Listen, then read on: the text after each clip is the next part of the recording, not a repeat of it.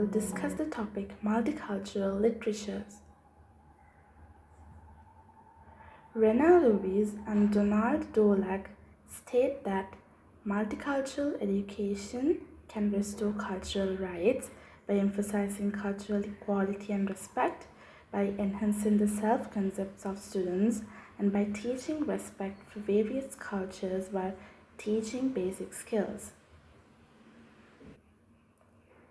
Now let's see what are the goals presented by the UN Convention of Rights of a Child. The first one is understanding and respect for each child's cultural group identities, respect for and tolerance of cultural differences, including differences of gender, language, race, ethnicity, religion, region, and disabilities. Understanding of and respect for universal human rights and fundamental freedoms. Preparation of children for responsible life in a free society. Knowledge of cross-cultural communication strategies, perspective taking, and conflict management skills to ensure understanding, peace, tolerance, and friendship among all people and groups.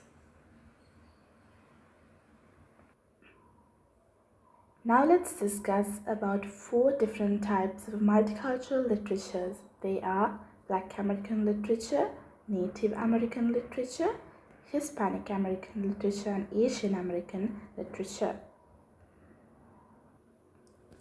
Black American literature.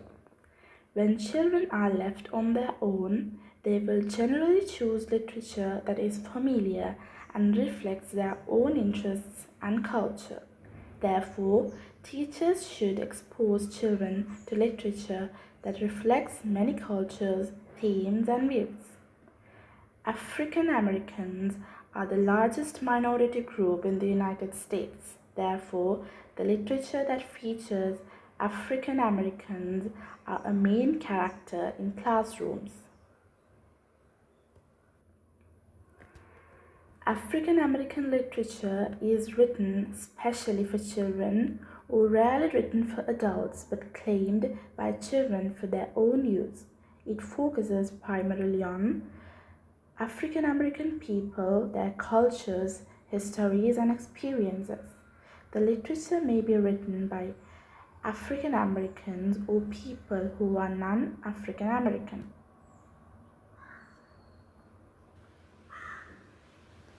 What are the benefits of using African American children's literature? It develops vocabulary, it stimulates imagination, facilitating empathy, increasing knowledge of one's own heritage, fostering positive self-concepts and identity, and pure enjoyment. African American children's books can be categorized into 2 types as fiction and non-fiction. This table shows few examples of fiction books as well as non-fiction books.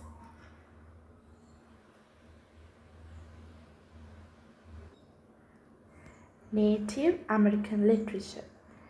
Native American literature is also known as Indian literature or American Indian literature.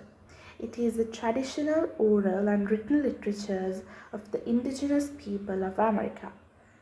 These include ancient hieroglyphic and pictographic writings of Middle America as well as an extensive set of folk tales, myths, and oral histories that were transmitted for centuries by storytellers and that live on in language work of many contemporary American Indian writers.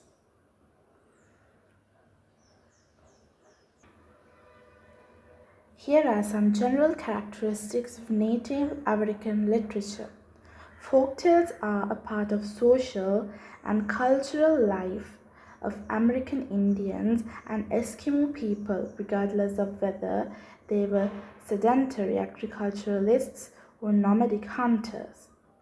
Native Americans could be transported to another world through a good storyteller by the novelty of the tale, by the imaginative skill of the narrator, by the gestures and songs added by the narrator. Hispanic American literature. They are the national literatures of the Spanish-speaking countries of the Western Hemisphere. It includes literary expression of the highly developed American Indian civilizations conquered by the Spaniards. Over the years, Latin American literature has developed a rich and complex diversity of themes, forms, creative items, and styles. When sails of Christopher Columbus's ships discovered the Europeans' so-called New World, people expressed their own forms of artistic verbal expression about it from prayer, hymns, and myths. But even the most advanced pre-Columbian civilizations lacked alphabetic writing, so their literature was exclusively oral. A substantial number of these oral narratives were preserved, thanks to the efforts of priests and chroniclers as well as native historians who learned to read and write, and the narratives, themes, characters, topics, and even metaphor have been periodically adapted by Latin American literature. In the later half of the 20th century, much work was done to recover and study pre-Columbian literature. The most important 16th century writings in the America is the Chronicles of the Discovery and Conquest of the New World. This group of documents includes narrative accounts, legal documents, and full-fledged histories.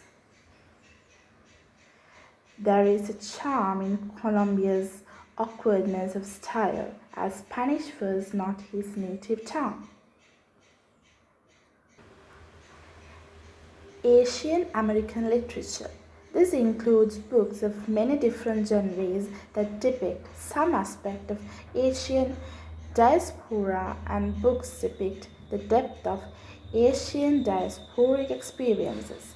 Children's books published in the early 20th century include mostly folk tales, while the books published after the 1965 Immigration Act tend to include contemporary fiction, poetry, and biographies under the topics of immigration, acculturations, etc.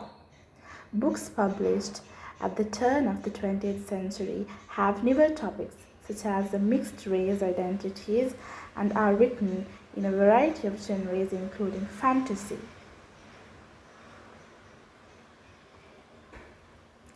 The number of books about Asian Americans published is disproportionate to the total number of books published each year and to the population of Asians in America.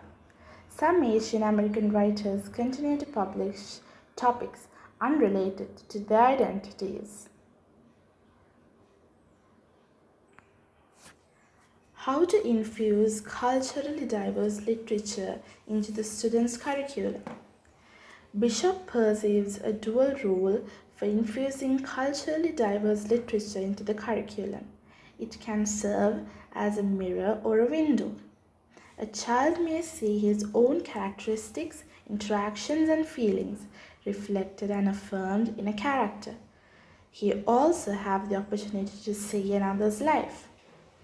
These types of literary experiences broaden a child's perspective while nourishing an appreciation of new ideas.